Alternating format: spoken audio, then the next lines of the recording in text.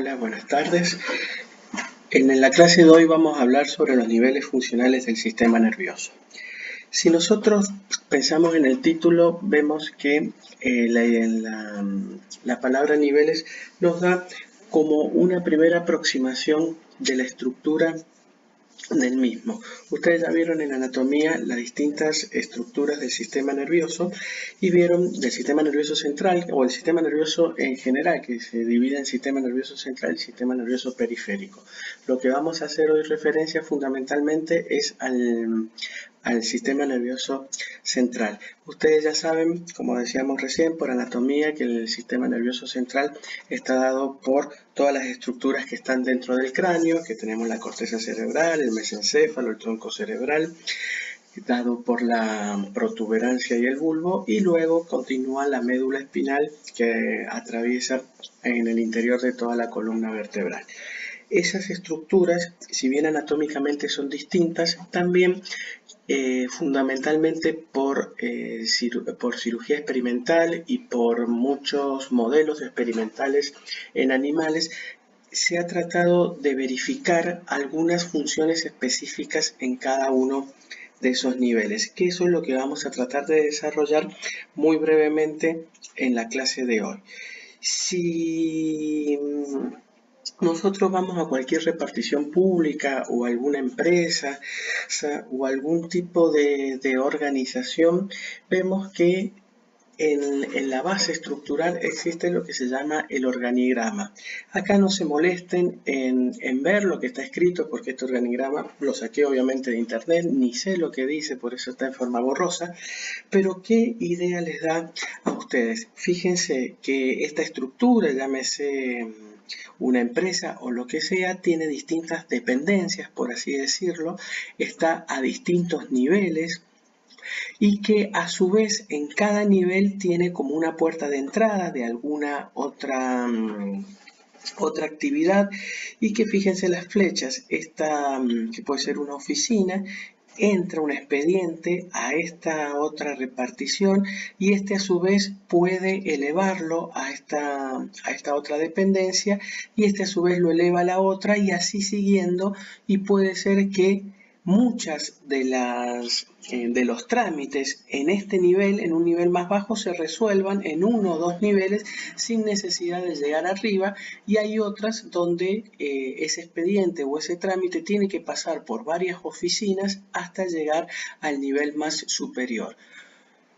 En este trámite ascendente también puede ser un trámite descendente, donde una disposición o una orden se ejecute en un determinado lugar y que se tenga repercusión hacia abajo, hacia otro tipo de dependencia y tenga el efecto correspondiente.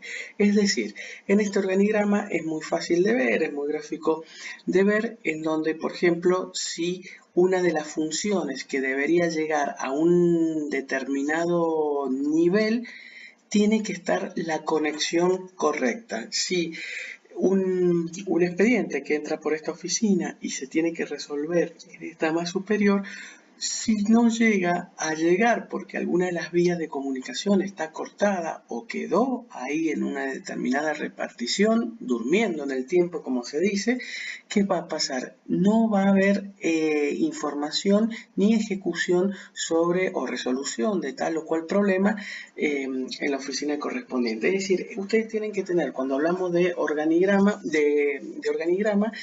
y los niveles funcionales, es como si fuese un organigrama del sistema nervioso central. Es decir, que en cada dependencia puede resolverse o tener ciertas o cuales características. Ahora bien, como también vemos en este esquema, no son situaciones aisladas, sino que están todo interconectado.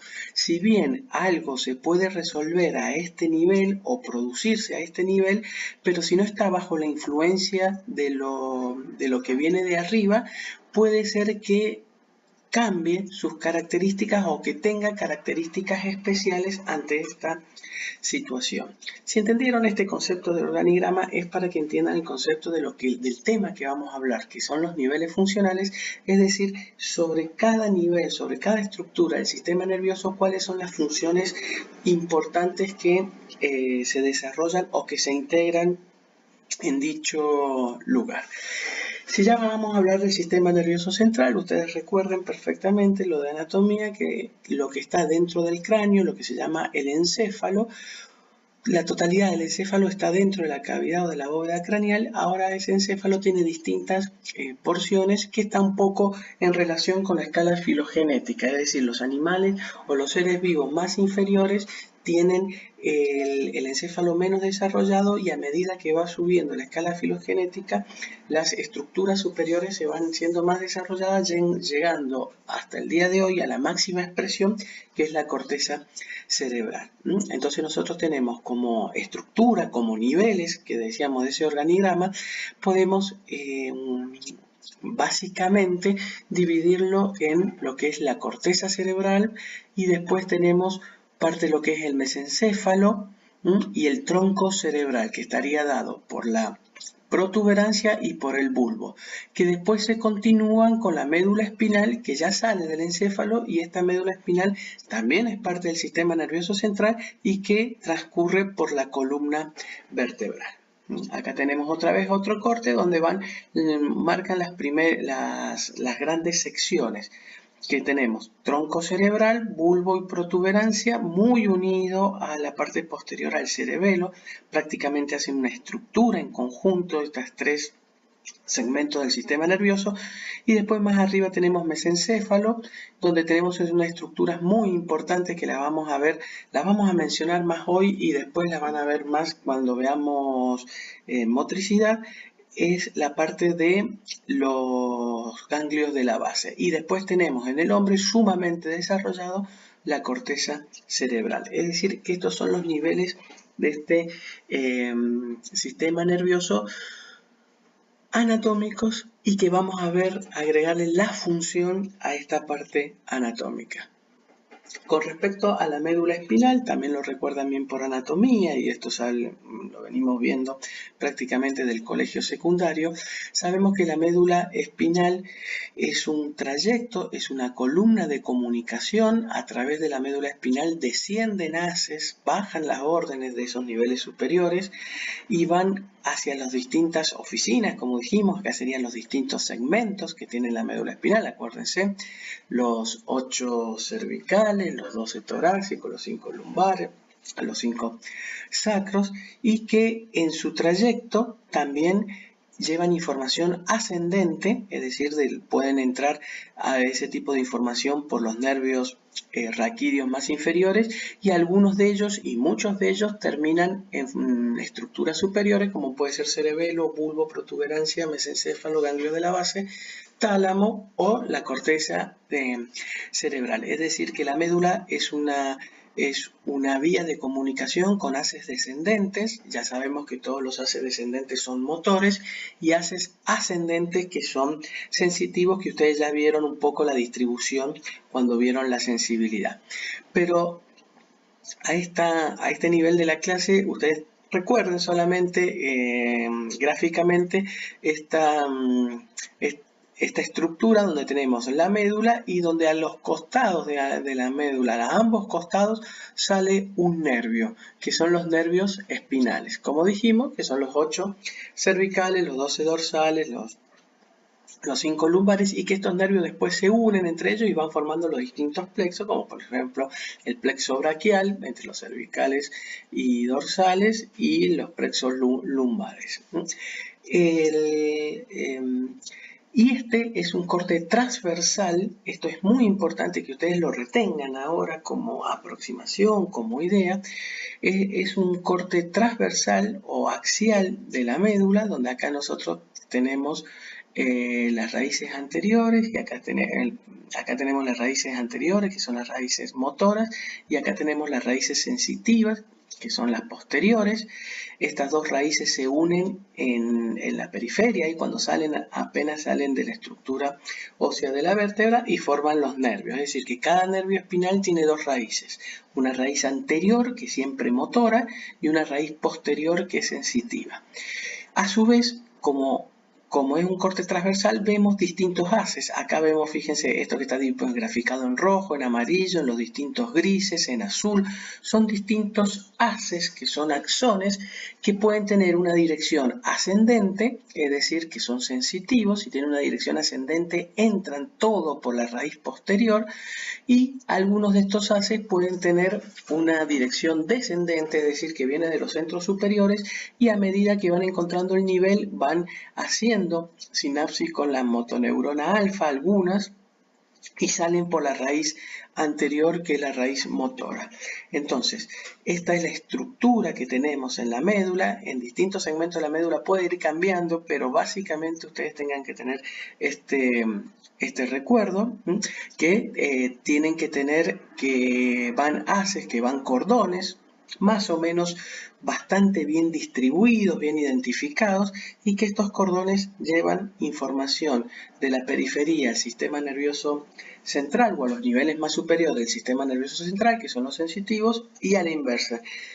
Traen información de los sistemas, de las estructuras o de los niveles del sistema nervioso central más superiores hacia la médula, que son del punto de vista motor.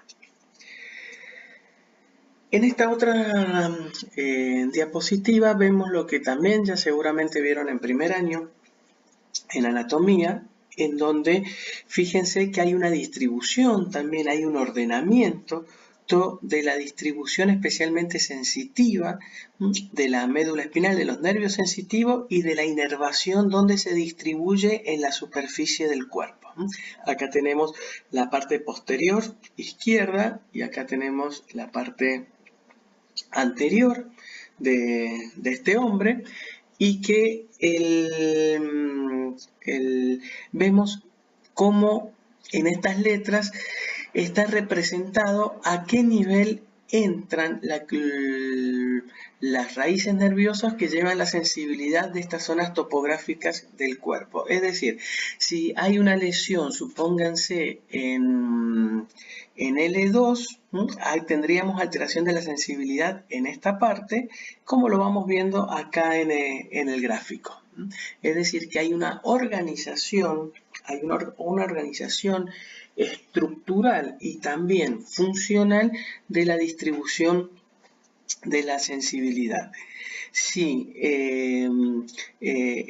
dicho de otra manera, la sensibilidad de esta zona del hombro, fíjense, de esta zona posterior del hombro, tiene su vía de entrada a través del nervio cervical 3 y 4. Es decir, que no puede entrar por otro lado, sino que las terminaciones nerviosas de las dendritas, donde están los receptores de sensibilidad, de los distintos tipos de sensibilidad, como frío, calor, dolor, presión, vibración, de esta zona del hombro, entran por C3 y C4. Y así podemos tener un pantallazo o un seguimiento. ¿Qué nos quiere decir esto? Que hay una organización, que hay un organigrama de los distintos segmentos de la médula que corresponden a distintos segmentos de la sensibilidad del cuerpo. Y así como pasa en la sensibilidad, fíjense que acá lo tenemos mejor. Acá tenemos los distintos nervios cervicales de C1 a C8 y tenemos toda la parte de los nervios torácicos de los 12.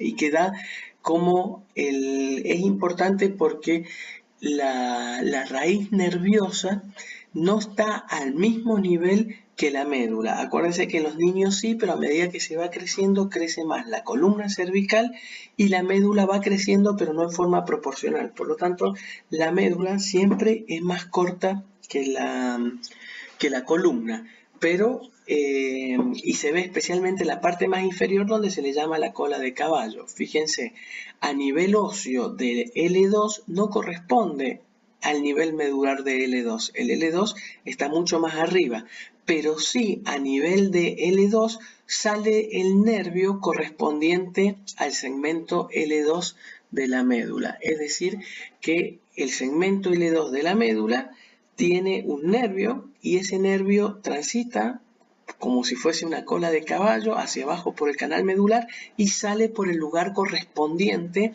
u homónimo al segmento medular.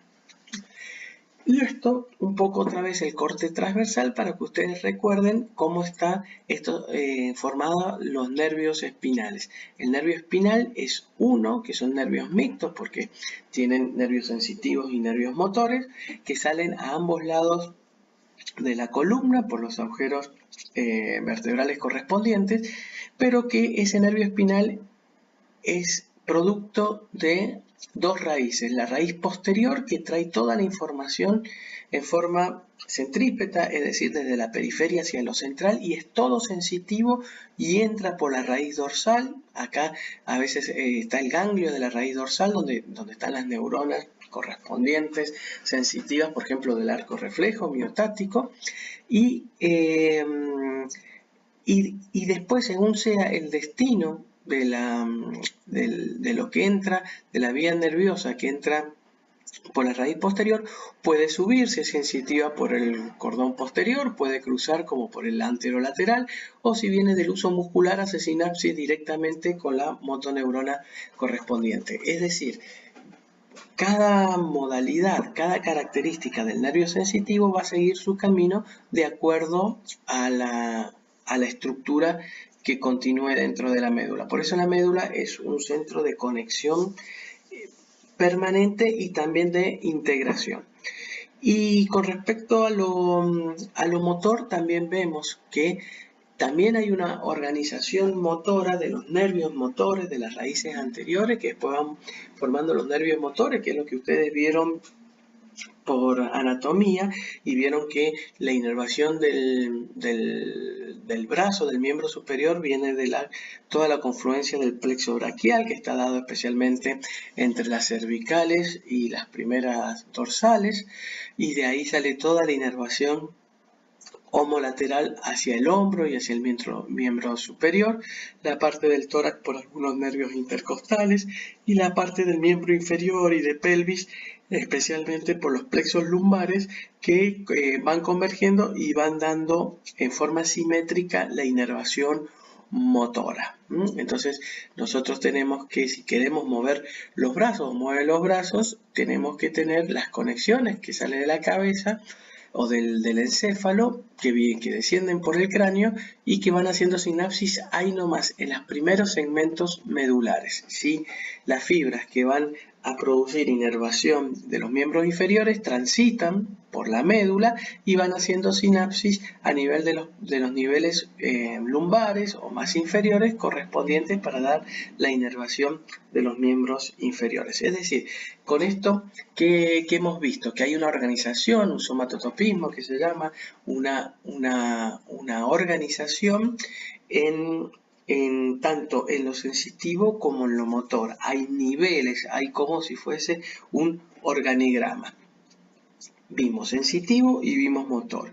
Y para complicarla un poco más, vamos a ver que también en la médula hay neuronas, no solamente sensitivas y motoras, sino que también hay otro tipo de neuronas que forman parte del sistema nervioso autónomo, tanto simpático como parasimpático, y que fundamentalmente está dado en la médula espinal, en la parte especialmente dorsal. Hay unas columnas del sistema nervioso simpático y alrededor de la columna vertebral hay unos ganglios que son los ganglios simpáticos y que este sistema nervioso autónomo tiene también como función fundamental la inervación de las vísceras. Entonces fíjense que acá en la médula, en la parte dorsal especialmente, está representado en estas cadenas, que son los ganglios simpáticos, y van viendo que inervan vísceras, como puede ser el corazón, como puede ser el pulmón, estómago, páncreas, duodeno, glándula suprarrenal, colon, vejiga, y que en la parte más sacra, en la parte final, hay también neuronas, pero que corresponden al sistema nervioso parasimpático, especialmente que también regulan la parte final del intestino grueso y de vejiga y del sistema urinario, regulando así los esfínteres tanto urinarios como anal. Y el sistema parasimpático, especialmente en la parte superior, viene del par craneal, que es el décimo par. Es decir, que la inervación parasimpática de las vísceras no proviene de la médula, sino que viene del décimo par, que es el nervio vago, que inerva parasimpáticamente también a estómago, pulmón, corazón, duodeno, páncreas, suprarrenal, y a nivel del ojo y de la y glándula lagrimal a partir del tercer par. Pero lo que nosotros estamos viendo en la médula fundamentalmente tiene la inervación simpática que proviene especialmente de la parte dorsal de la médula, y en la parte final también hay células parasimpáticas. Es decir, que tanto en la médula que tenemos tenemos la organización motora, como vimos los nervios espinales, las raíces anteriores, como van inervando los distintos músculos del cuerpo. Tiene la distribución sensitiva, como fue lo que vimos en las primeras diapositivas, y también no debemos olvidar que en la médula también hay funciones del sistema nervioso autónomo, especialmente simpático, pero en la parte final de la médula tenemos el parasimpático, que es el parasimpático sacro o lumbar. Este es el resumen de todo, de toda esta primera parte, de esta primera visión estructural. La médula tiene una organización, como dijimos, una organización sensitiva, la organización motora y la organización del sistema nervioso autónomo. Esto es lo que ustedes después en sus casas lo miran con detenimiento. A veces una imagen, viendo una imagen nos ahorra escribir o decir muchas palabras. Ya con una imagen tienen una idea. Fíjense en los esquemas, hay algunas cosas clave de los esquemas que hay que ver, como por ejemplo son los colores. Todo lo que es color celeste o azul significa que es sensitivo, entonces entra por la raíz posterior, y lo que es rojo es motor, que sale por la raíz anterior. Y acá tenemos, fíjense que los sensitivos pueden tener distintos tipos de receptores, inclusive acá tienen músculo esquelético, acá no se confundan, porque puede ser el uso muscular, que es un receptor y que está en el músculo esquelético, y que ese receptor es el que va a entrar por la parte sensitiva y va a ser el asa aferente del reflejo miotático. Y acá también les dice músculo esquelético, pero corresponde a la raíz anterior, que corresponde a las fibras extrafusales, y este músculo esquelético correspondería a las fibras intrafusales o al uso muscular. Y a su vez en este lado del esquema tienen también lo que decíamos, especialmente toda la inervación simpática, donde va hacia los ganglios, y de los ganglios va dando el tono simpático hacia las distintas vísceras, como también, además de las vísceras, también a los vasos capilares, produciendo una vasoconstricción en el esfínter precapilar, el simpático, que lo vamos a ver. No vamos a tener mucho de ello cuando veamos en cardiovascular. Con estas 4 imágenes ustedes ya tienen la idea de integración, que en la médula está organizada, hay un organigrama tanto de lo sensitivo, de lo motor y de lo autónomo. Ahora bien, vamos a entrar, sabiendo esta estructura, sabiendo cómo funciona la normalidad, vamos a entrar en algo que en neurofisiología y también en endocrino, cuando veamos endocrino, para estudiar o para saber las funciones del sistema nervioso, se parte un poco de la patología, o más precisamente de los modelos experimentales, es decir, lesionando o desconectando tal cosa, cómo funcionaría o qué funciones aparecen o persisten cuando se desconectan algunas zonas de este organigrama. Por eso en neurofisiología hay mucho de modelos experimentales, especialmente con animales. En los humanos se ha podido avanzar un poco de esto sobre, especialmente en las patologías, es decir, qué pasa cuando haya una lesión o una necrosis o una muerte o post-ACV o post-traumatismo que se lesiona tal cosa del sistema nervioso central y cuáles son los signos o síntomas, y de ahí se va deduciendo un poco la fisiología. El primer nivel que vamos a ver con mayor detenimiento es precisamente es el de la médula espinal.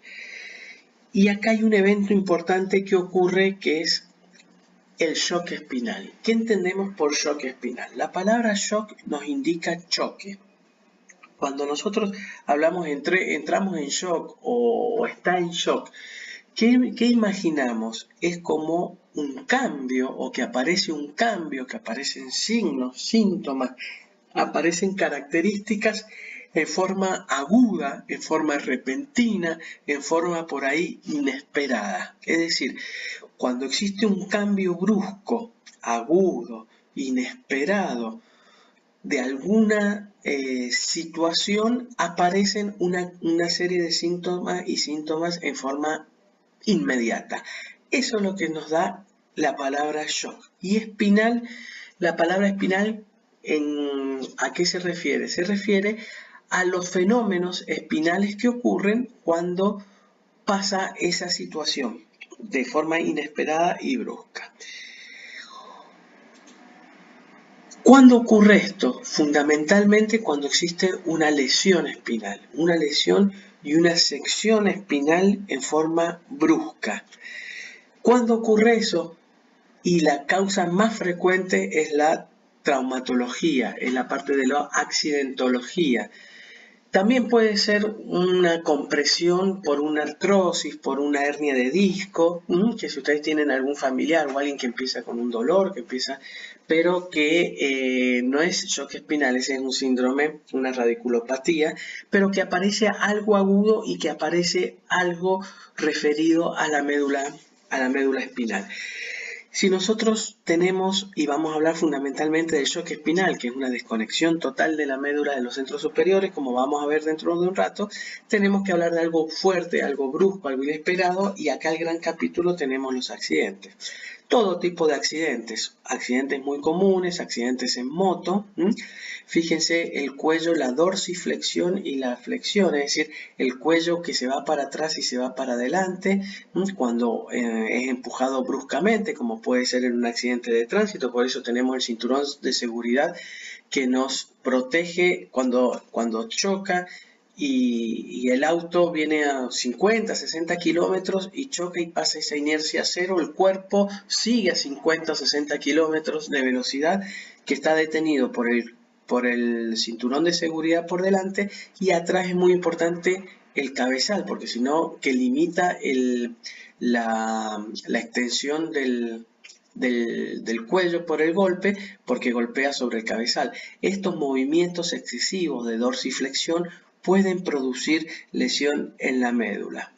Por supuesto, en los accidentes de tránsito y en moto. Acá está representado la moto precisamente porque el casco, si bien protege del traumatismo de cráneo y de la fractura, es un peso. Entonces cuando salen despedidos de la moto, los pacientes tienden a caer de cabeza por el propio peso del casco, y de acuerdo a cómo caigan pueden producir dorsiflexión del cuello y producir una lesión a nivel del cuello y no tanto a nivel del cráneo gracias al casco.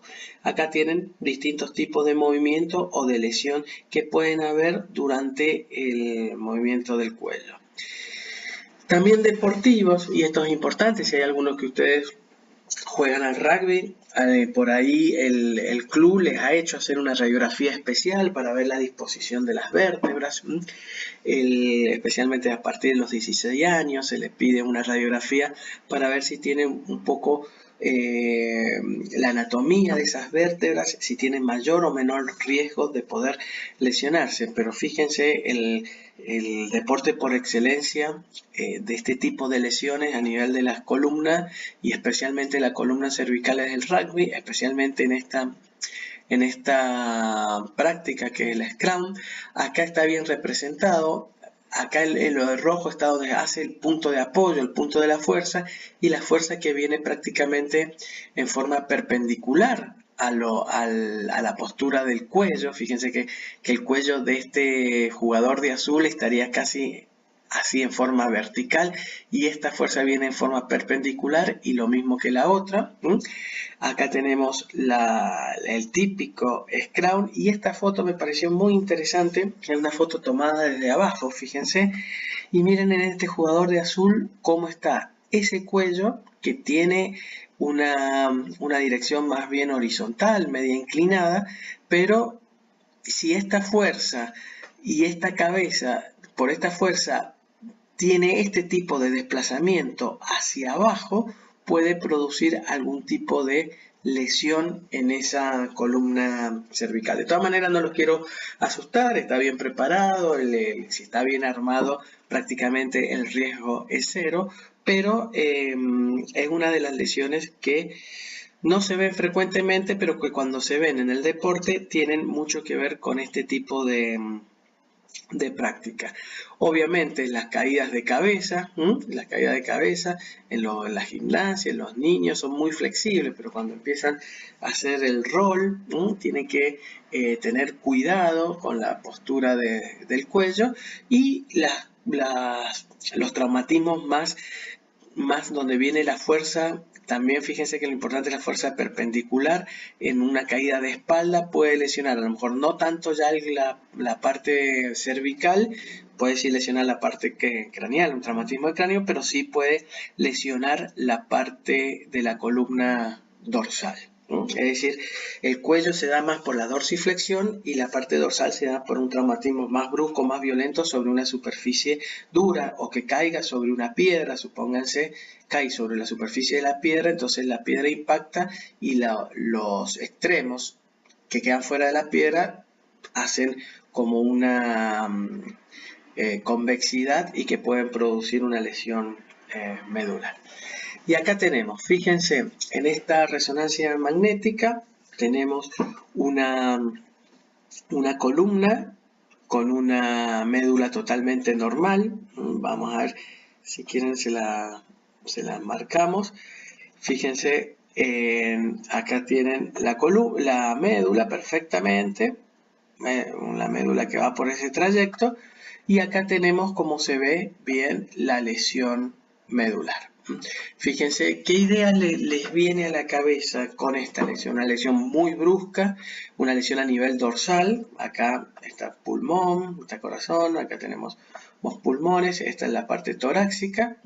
Debe ser a nivel de 5, de 6, habría que contar bien, o quizás un poquito más bajo, de 6, de 7.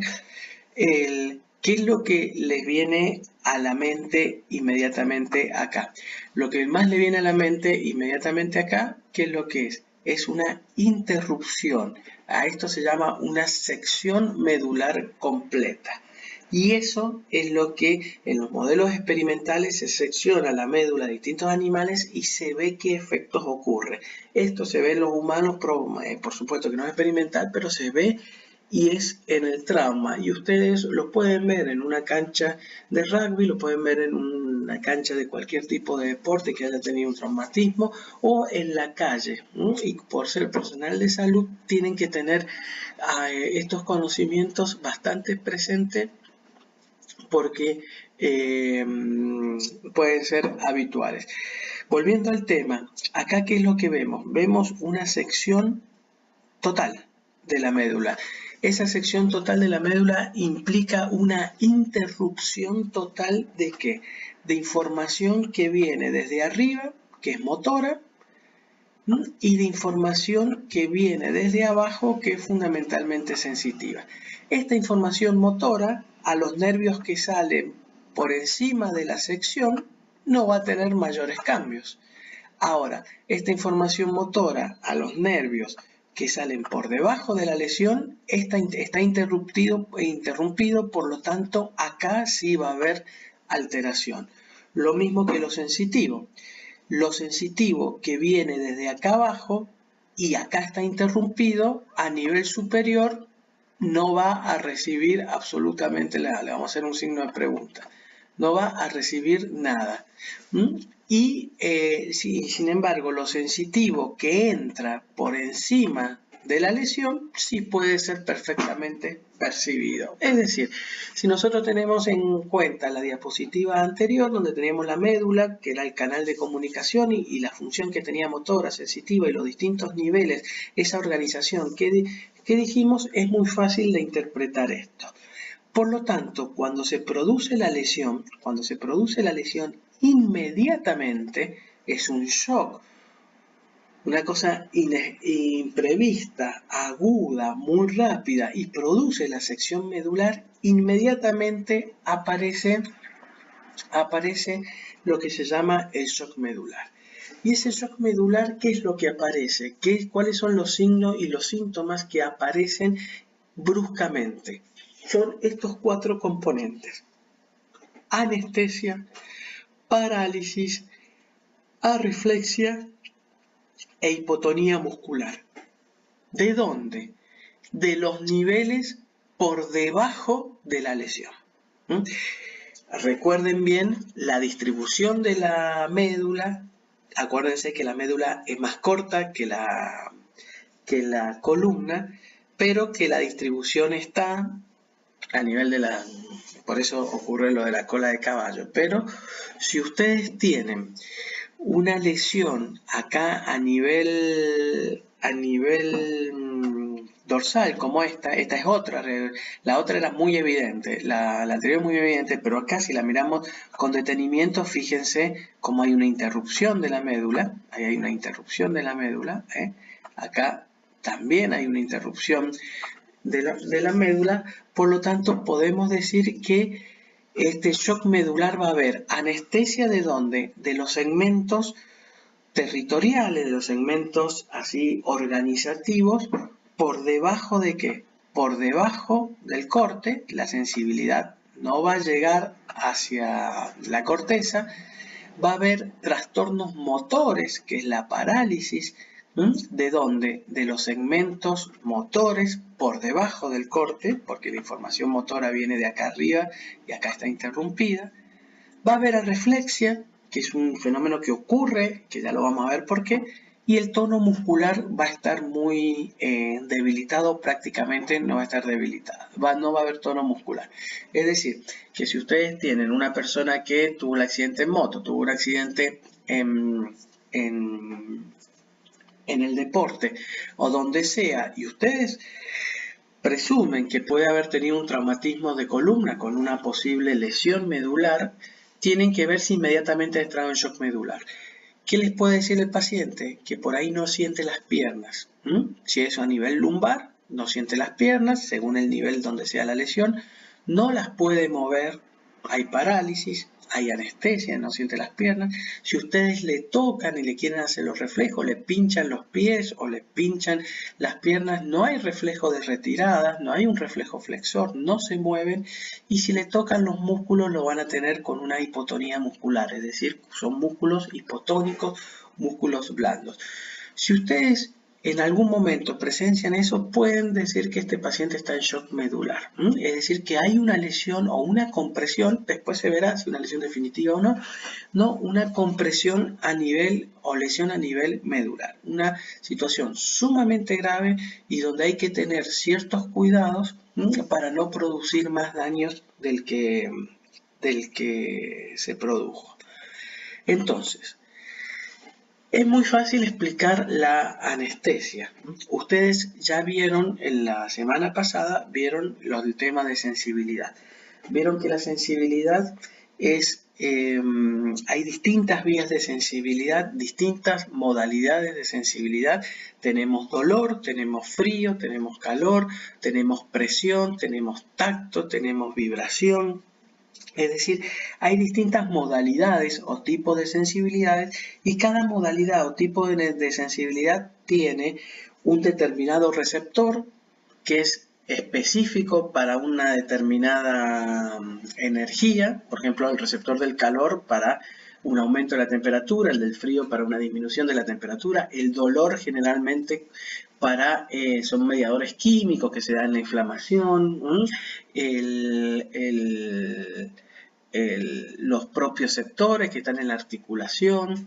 Es decir, hay una serie de receptores específicos y que siguen una vía específica, y lo importante para interpretar ahora, sin entrar en tanto detalle, es que para la percepción de la sensibilidad, es decir, para que nosotros percibamos el frío, el calor, el dolor, la vibración, el tacto, para que nosotros seamos conscientes de esa sensación que es la percepción, ese potencial de acción iniciado en la periferia, como puede ser acá en un estímulo, un determinado estímulo que se estimula un determinado receptor y que entra por la raíz posterior, ese receptor, ese potencial de acción originado en el receptor tiene que llegar sí o sí a la corteza motora, perdón, a la corteza sensitiva, que según será la vía, será la corteza sensitiva, la somatosensorial 1, que es post-rolándica, que está detrás de la cisura de Rolando en el lóbulo parietal, o puede ser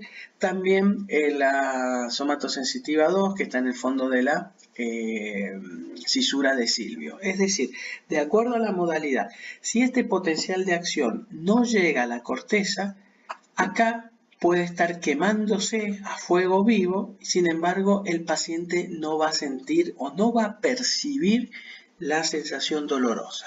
¿Por qué? Volvemos a decir lo mismo, porque este cable, esta comunicación tiene que estar intacto desde el receptor hacia la corteza. Entonces, nosotros vimos que en sensibilidad hay dos grandes vías. Una vía que es la del cordón posterior y otra vía la del cordón anterolateral. La del cordón posterior, que está representado acá en verde, ¿qué sensibilidad lleva? Lleva el dolor fino, el tacto fino, bien epicrítico, y que la vibración, y que esa neurona está en el ganglio. El cuerpo neuronal se encuentra en el ganglio de la raíz dorsal, es todo sensitivo. Cuando entra la médula, rápidamente se va al cordón posterior y asciende hasta bulbo y protuberancia, donde hace sinapsis con la segunda neurona en el Golgi de Burrach, y de ahí cruza y se va a la somatosensorial contralateral. Lo importante es esto, es recordar que si la médula está cortada, esta información no va a llegar arriba. Por lo tanto, por debajo de la lesión medular, el paciente va a tener, ¿qué cosa? Anestesia. ¿Y qué entendemos por anestesia? Es la ausencia total de todo tipo de sensibilidad. Es decir, no solamente del dolor, sino no sentimos ni dolor, ni dolor fino o bien epicrítico, bien localizado, ni tacto, ni vibración. ¿Por qué? Porque está cortado el cordón posterior. Tampoco sentimos frío, calor o el tacto más grueso. ¿Por qué? Porque también está cortada la otra vía de sensibilidad, que es el cordón anterolateral, que es esta que está representada en celeste. Si acá tenemos un estímulo que es la temperatura y tenemos el receptor para la temperatura, serían las fibras celestes, el cuerpo neuronal lo tiene en el ganglio.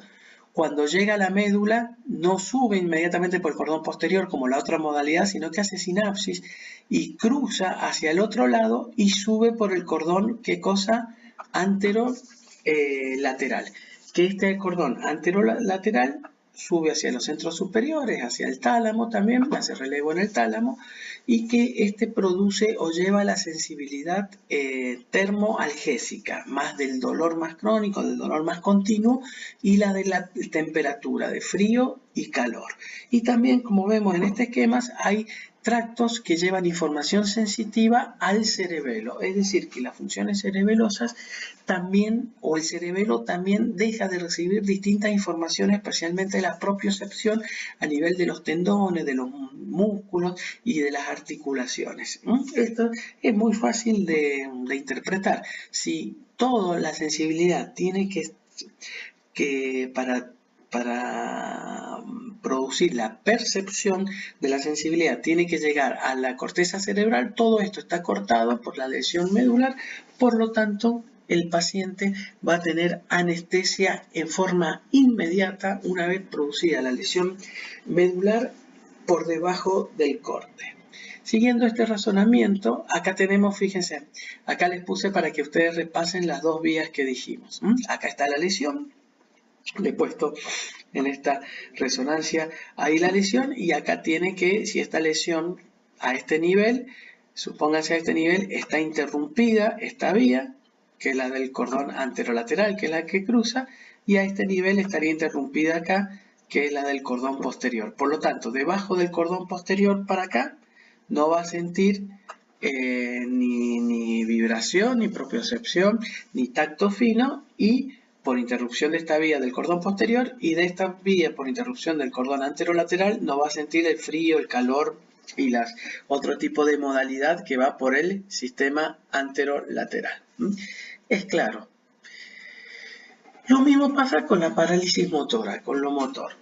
En lo motor, nosotros acá tenemos un corte, un esquema de un corte axial de la médula, y cuando tenemos las partes motoras.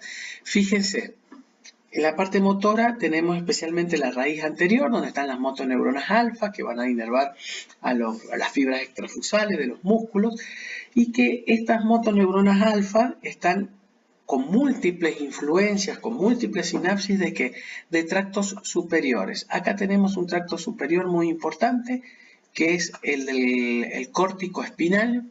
Fíjense, dice córtico espinal, es decir, que viene de la corteza hacia la espina, es descendente. Si es descendente porque viene de corteza hacia espina, es motor, y en la posición, el anterior, está dado por la posición que tiene en la médula, que es la parte anterior, y que organizativamente la parte anterior está más bien para lo motor que para lo sensitivo. Este tracto córtico espinal es muy importante porque es el que la semana que viene, cuando vean motilidad y toda la parte motora, van a ver que es el que da la movilidad voluntaria prácticamente de todo el cuerpo somático, a excepción de los pares craneales, porque los pares craneales salen directamente del cráneo, y ustedes saben que la inervación de los músculos masticatorios, que trata a través del trigémino, la mímica, el facial, el movimiento de la lengua, todo eso corresponde a los pares craneales, pero de este córtico espinal se introduce en la médula y desciende por la cara anterior de la médula, o por la parte posterior de la médula, da la inervación a todo lo que es los miembros superiores, tórax, abdomen y miembros inferiores. Obviamente que este tracto, que especialmente es el de la movilidad voluntaria, es cuando nosotros movemos las manos, movemos los brazos, empezamos a caminar, movemos las piernas, este tracto, si está cortado, va a hacer sinapsis con las motoneuronas que están sobre el corte, sin tener tanto trastorno motor, pero ya al estar cortado, ya por debajo del corte, esta motoneurona no va a tener la influencia de esta vía superior, por lo tanto no va a tener movilidad voluntaria, y eso explica la parálisis. Eso explica cuando ustedes le dicen al enfermo, al paciente o al accidentado, que está lúcido, porque a lo mejor no tiene un traumatismo de cráneo, le dicen mover las piernas, y él no puede mover las piernas, si en el caso que sea lumbar. Si en el caso que sea cervical, capaz que no puede mover, obviamente, ni las piernas, pero ni los brazos, porque la inervación motora sale del plexo braquial. Por eso es muy importante. Y fíjense que este tracto córtico-espinal anterior tiene distintos haces, como les dice acá, pero es fundamentalmente a nivel voluntario. Y después tienen otros tractos córtico-espinales. Fíjense que viene corteza espinal, que puede ser lateral. Tienen otro que se llama retículo espinal. Fíjense que no viene de la corteza y no viene de los centros muy superiores, sino que vienen de otras zonas del mesencéfalo, como puede ser la sustancia reticular en el bulbo, protuberancia y mesencéfalo, o del ganglio rojo, o que se llama rubro espinal, que viene del mesencéfalo. Es decir, cuando vean motor van a ver que hay muchas estructuras por debajo de la corteza que también mandan haces descendentes y que están más en relación a la postura al control de la postura y del movimiento, mientras estos haces espinales anteriores más a lo voluntad y esto más a lo involuntario. Esto es lo que hace que, por ejemplo, si nosotros ahora estamos sentados o parados, nuestro cuerpo tenga un determinado tono, músculos del cuerpo tengan un determinado tono para mantener la postura, que son sobre influencias subcorticales. Y si nosotros queremos voluntariamente mover alguna parte de nuestros cuerpos, van más por la parte anterior. Eso lo van a ver bien en la clase siguiente de lo que es motricidad, pero en esta clase ustedes recuerden que todos esos haces que vienen de los centros superiores, de ese organigrama superior que daba la información y la orden del movimiento, si está interrumpido por debajo del corte no llega y sí existe entonces la parálisis motora. Acá tienen la vía piramidal, que es la que van a ver, ves que salen de la corteza, van por muchos haces, atraviesan mesencéfalo, atraviesan bulbo, protuberancias, bulbo, en el bulbo se cruzan, el 80% se cruza, desciende por el cordón anterior y el otro 20% va por uno de los haces, eso que le decía en la otra diapositiva, que es más bien el lateral.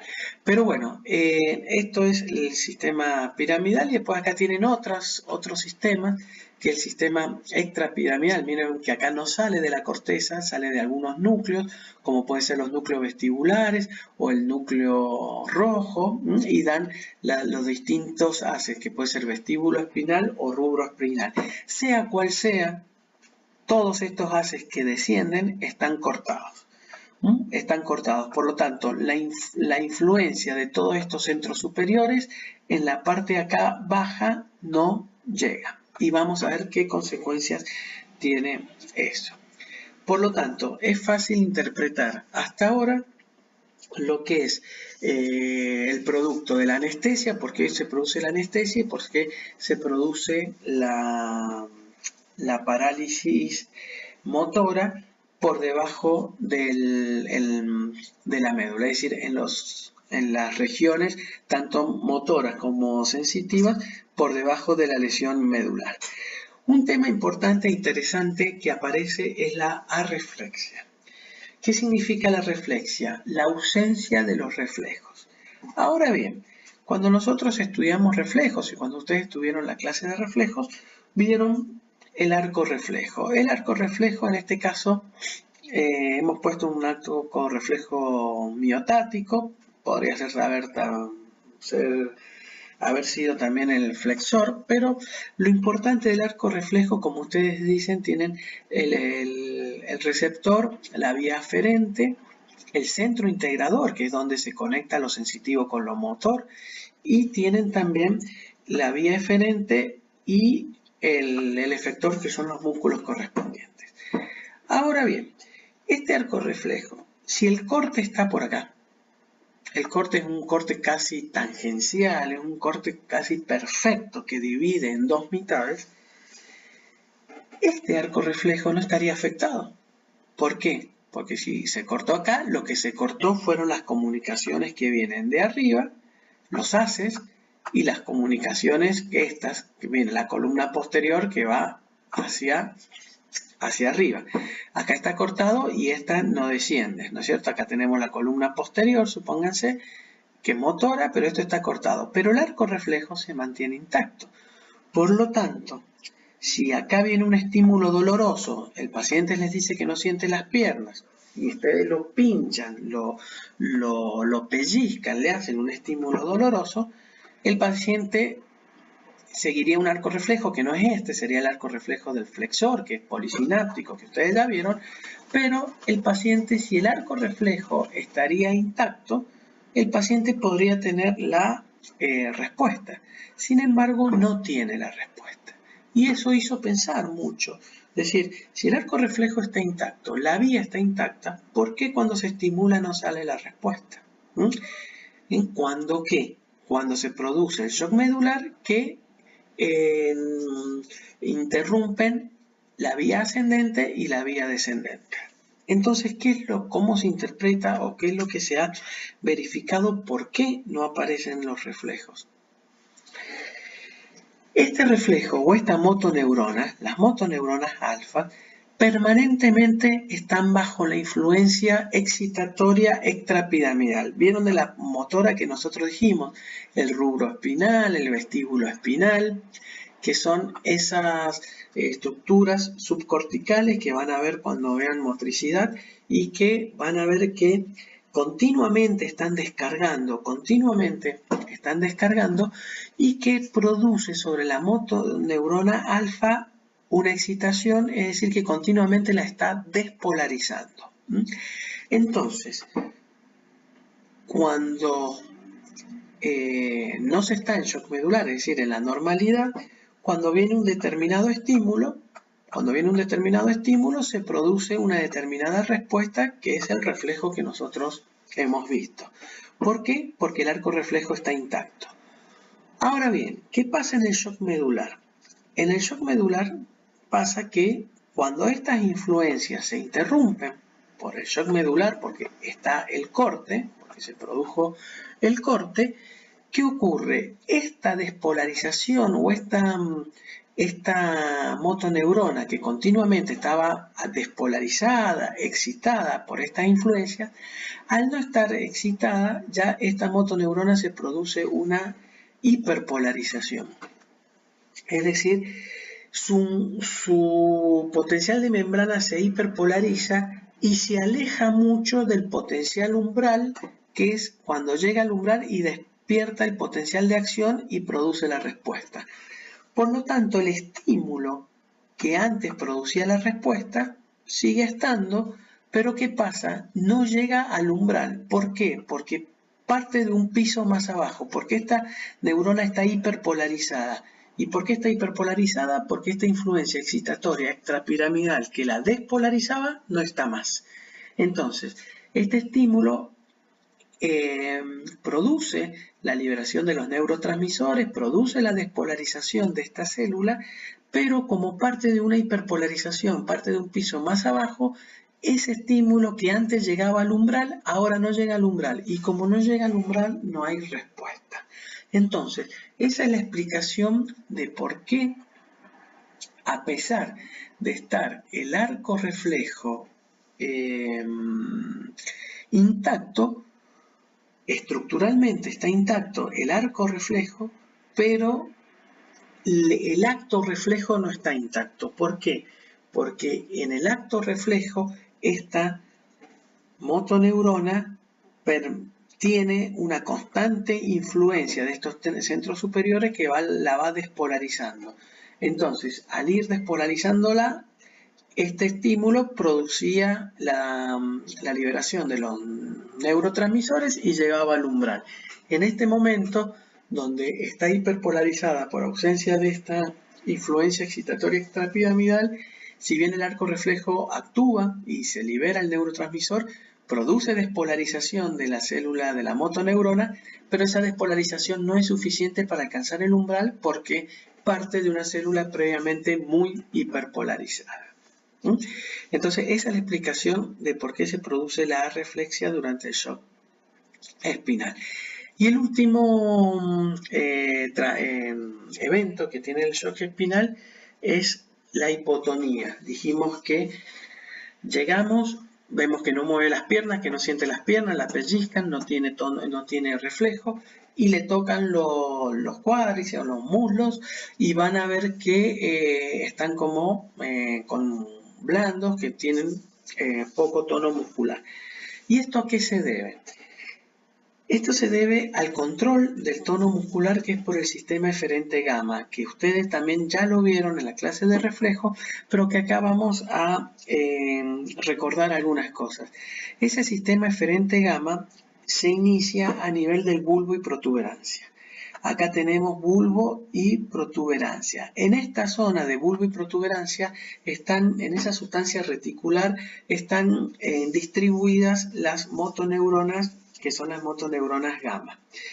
Los axones de esta motoneurona gamma descienden por la médula espinal y este sector de motoneurona gamma es excitatorio, es decir, que tienen un alto poder de producir potenciales de acción y estimular al sistema eferente gamma. Ahora bien, en el sistema nervioso central es toda una regulación. Hay movimientos excitatorios o hay influencias excitatorias y hay influencias inhibitorias.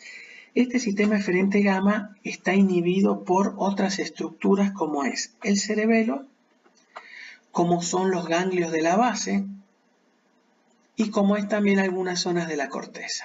Fíjense, zona de la corteza tiene un signo negativo, en la zona 2, que está el ganglio de la base, tiene un signo negativo, el cerebelo, que es la zona 3, tiene un signo negativo, y que tanto signos negativos convergen en esta zona 4, que es inhibitoria. Y tenemos la zona 5 y una parte del cerebelo 6, que es excitatorio. Por lo tanto, la influencia que va a descender por la médula va a ser una suma algebraica entre lo positivo y lo negativo.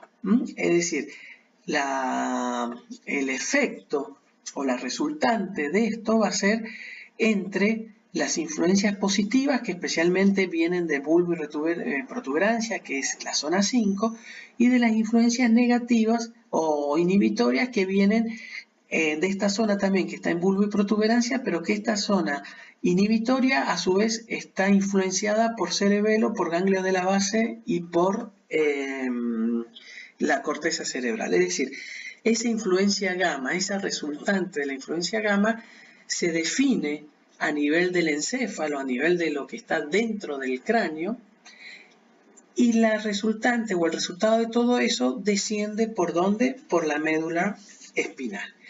¿Y qué hace?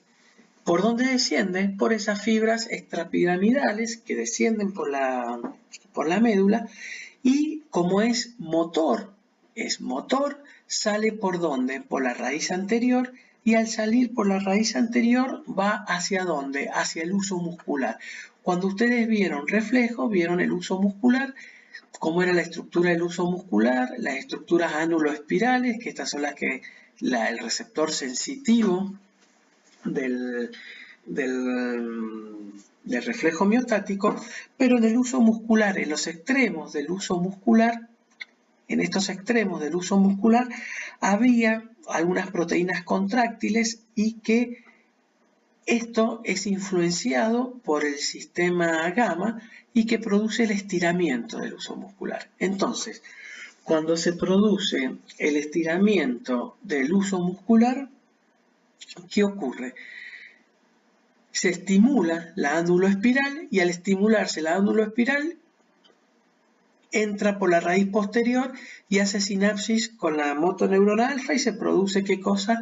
El reflejo miotático, que el reflejo miotático, la función esencial del reflejo miotático es mantener el tono muscular. Es decir, que este tono muscular es iniciado y es controlado ¿por quién? Por esas estructuras que venían del mesencéfalo, que convergen en el sistema eferente gamma, que descienden por la médula y que hacen estirar el huso muscular. Al estirar el huso muscular, despiertan o mantienen el reflejo miotático y se produce la contracción continua de ese músculo, que es lo que se llama el tono muscular. ¿Entienden? Es decir, que este sistema eferente gamma, ¿qué hace? Estimula al receptor que es el huso muscular. Y el huso muscular, al estimularse, estas anuloespirales descargan y hacen el reflejo monosináptico con la motoneurona alfa. ¿Qué pasa en el shock espinal? En el shock espinal, cuando se interrumpen estos haces, este huso muscular deja de estar estimulado, por lo tanto, a estas anuloespirales no descargan y por lo tanto la motoneurona alfa no descarga y por lo tanto las fibras extrafusales no están contraídas, lo que hace que está prácticamente en una atonía muscular, es decir, más que una hipotonía es una ausencia del tono muscular. ¿Entienden? Por eso es muy importante tener la conceptualidad de cuál es el arco reflejo. La importancia fisiológica es mantener el tono muscular y ese tono muscular está mantenido por la influencia del sistema gamma, que está continuamente estimulando al huso muscular y lo hace a través del estiramiento del mismo. Al estirarse el uso muscular se despierta el reflejo miotático y ese reflejo miotático constante es lo que nos da el uso muscular. El tono muscular. Cuando se corta las fibras gamas que vienen de las estructuras superiores, ya el uso muscular no se estira, por lo tanto al no estirarse la fibra ángulo-espiral no están estimuladas, por lo tanto la motoneurona alfa no descarga, por lo tanto no contrae el músculo y tenemos la cuarta componente de este shock medular, que es la atonía muscular. Entonces, este shock medular se produce inmediatamente después de la lesión, inmediatamente. Los 4 ejes que dijimos, o los 4 componentes que dijimos: anestesia, por interrupción no llega la información a la corteza; parálisis, porque no llega la información motora a la motoneurona alfa de los centros superiores, entonces especialmente la voluntaria, por lo tanto no puede mover voluntariamente los segmentos corporales por debajo del corte. La atonía, como bien dijimos, la atonía por interrupción de la fibra deferente gamma, y las areflexias por interrupción de esas fibras estimuladoras de la neurona, motoneurona alfa, y también por el sistema eferente gamma, obviamente. Cuando nosotros tenemos esa situación, podemos interpretar que hay un compromiso importante. Vemos si es una lesión reversible, irreversible o inflamatoria, eso se verá después, pero de la conducción de la médula espinal. Como es un evento agudo y el daño ya se produce en el momento de la transferencia de energía, en el momento del accidente, y teniendo estos conocimientos podemos tener la precaución de no producir más daño. Por eso ustedes han visto muchas veces en la calle las distintas maniobras que se hacen para evitar las lesiones medulares o para no complicar más lesiones medulares, porque puede ser que haya una fractura de la vértebra y que la vértebra no esté desplazada. Supóngase, si esta señora tiene una fractura de algunas vértebras y por el apuro o por alguna otra situación alguien los agarra de los miembros superiores y otras personas lo agarran de los miembros inferiores para cargarla en un auto, al levantar los miembros inferiores y los miembros superiores, el cuerpo hace como una C y puede producir este tipo de lesión no durante el accidente, sino durante la maniobra de querer transportarla. ¿Por qué? Porque a lo mejor la vértebra sí estaba fracturada, pero la médula no estaba, pero cuando se produce este tipo de movimiento, los mismos fragmentos óseos que son duros pueden cizallar, pueden hacer una presión y contrapresión y producir el daño medular en ese momento. Por eso es importante este tipo de inmovilización con una tabla rígida para evitar los movimientos de la columna, y a su vez que esos movimientos de la columna, si no está estable, si está fracturada o no está rígida, pueda producir lesión medular.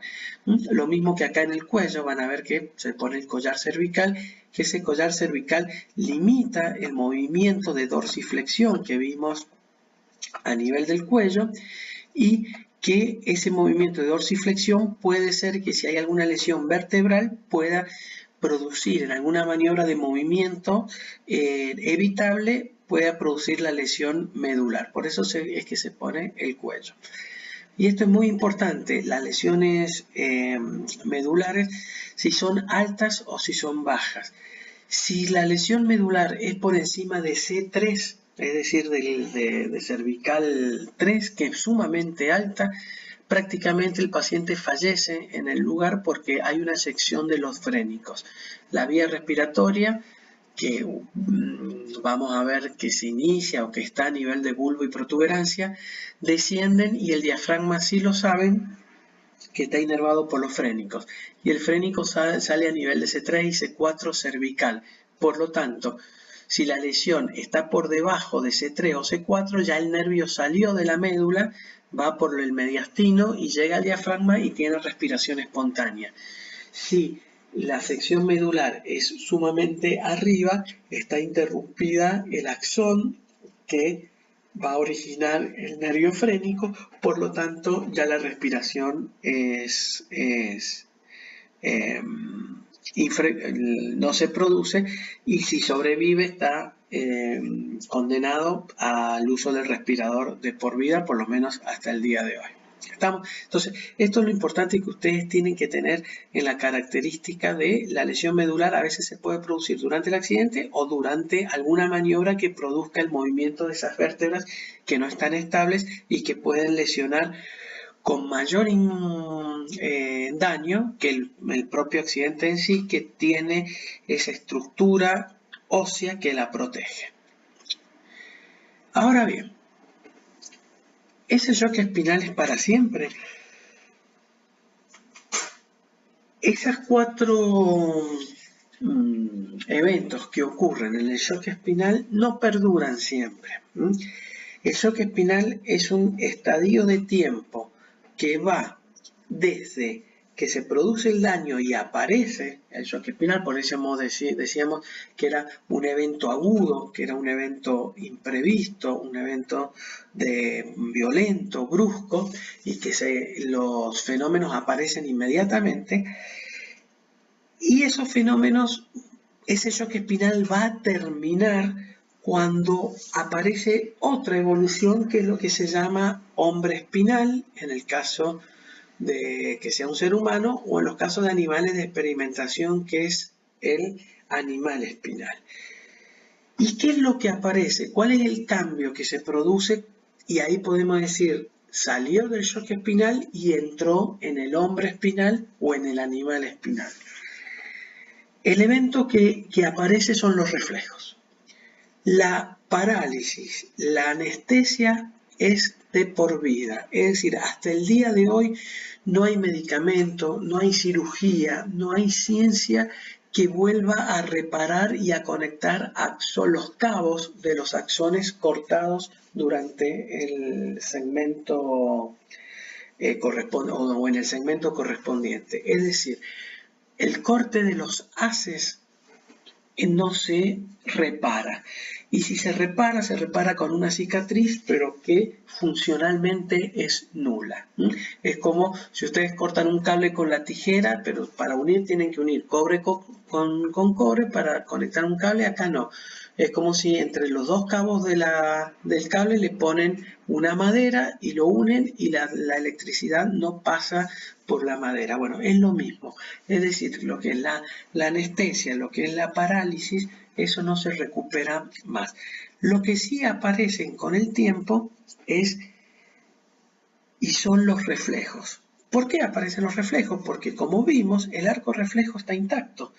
Lo que sí, en un primer momento no aparece porque todas esas influencias superiores desaparecen. Pero después hay un fenómeno de adaptación, que es el que vamos a ver ahora, y que hacen que aparezcan los reflejos. Ese tiempo que dura desde que entró en shock espinal hasta que aparecen los reflejos va a depender de lo que se llama el grado de encefalización. ¿Qué es lo que es el grado de encefalización? El grado de encefalización está dado por el grado o por el nivel de desarrollo de las estructuras superiores que tenga esa especie. Por ejemplo, acá vemos en esta diapositiva, vemos que el encéfalo, el más desarrollado de todos, ¿cuál es? El del ser humano. Tiene una gran corteza cerebral, es el encéfalo más desarrollado. Fíjense, este es el de los monos, tiene una corteza cerebral también menos desarrollada que en el humano, con menos pliegue, menos espesor. Acá tenemos otro tipo de monos, fíjense, que tienen, a medida de que la evolución filogenética va hacia abajo, el desarrollo de estas estructuras es menor. Por eso se le dice grado de encefalización, grado de desarrollo del encéfalo. Acá tenemos en un ave, prácticamente no tiene corteza cerebral, tiene muchos ganglios de la base, tiene ahí el cerebelo, tiene acá el tronco cerebral y después sigue con la médula. Un perro, fíjense, tiene su cerebelo, su tronco cerebral, su mesencéfalo, poca corteza, pero tiene un poquito de corteza. El gato tiene menos corteza, tiene el cerebelo muy desarrollado, vieron el gato como el equilibrio, y tiene el tronco cerebral. Es decir, si se secciona la médula de un ave, de un perro o de un gato, va a pasar lo mismo: arreflexia, parálisis, anestesia y la hipotonía.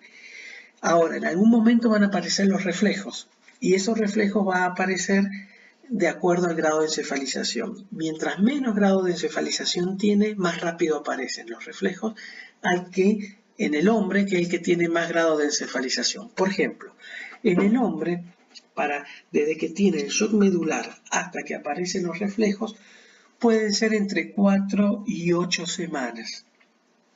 ¿Y eso por qué depende? Depende mucho, obviamente, de la oxigenación posterior al accidente, de la irrigación, de la nutrición, si ha habido complicaciones o no, como infecciones, de la aplicación de corticoides, de la adaptación innata que tenga cada uno de los pacientes. Es decir, de la temperatura, si ha tenido fiebre o no ha tenido fiebre. Es decir, hay una serie de condiciones que van a retrasar un poco o van a alargar un poco la aparición de los reflejos.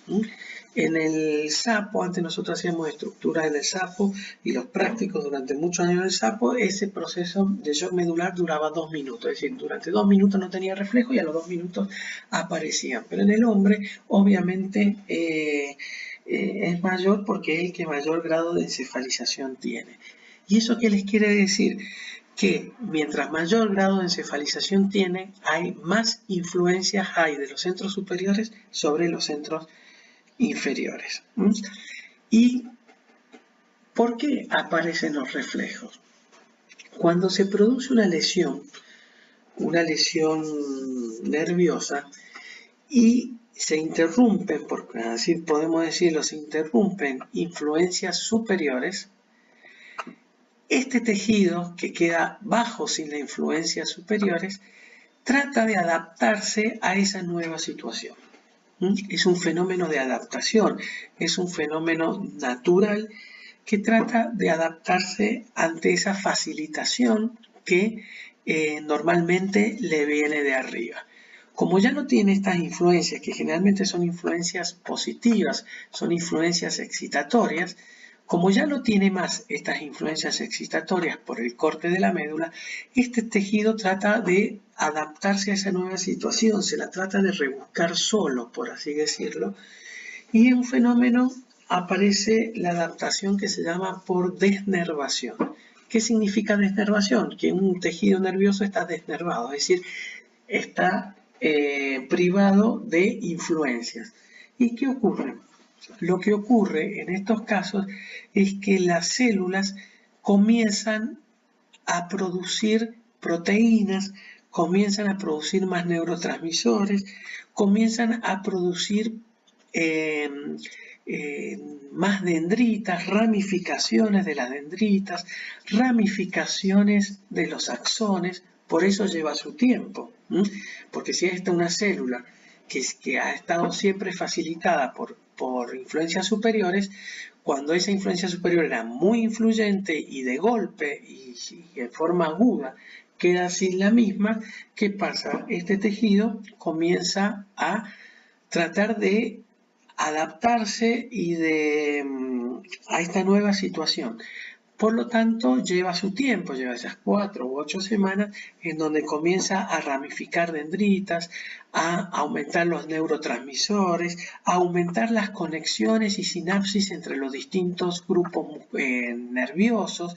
Fíjense, se empiezan a hacer redes más complejas porque empiezan a crecer las dendritas, los axones, se conectan neuronas con otras neuronas que antes no había conexión, entonces se forma toda una serie de red, y que eso facilita la acción de ciertas funciones. Es decir, el concepto histológico que ocurre en la adaptación es este.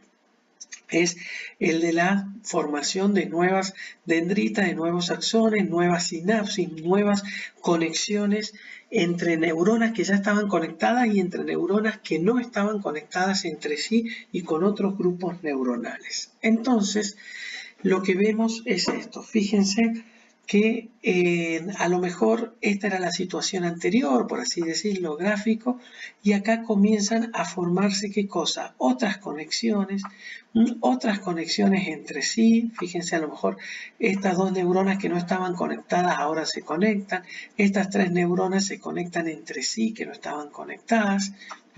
Hay circuitos reverberantes, como era lo que ustedes vieron en el reflejo flexor, especialmente los reflejos obviamente polisinápticos. Empieza a haber axones que tenían esta dirección, pero hay un brazo de un axón o una rama del axón que vuelve a esta situación y dan los circuitos reverberantes.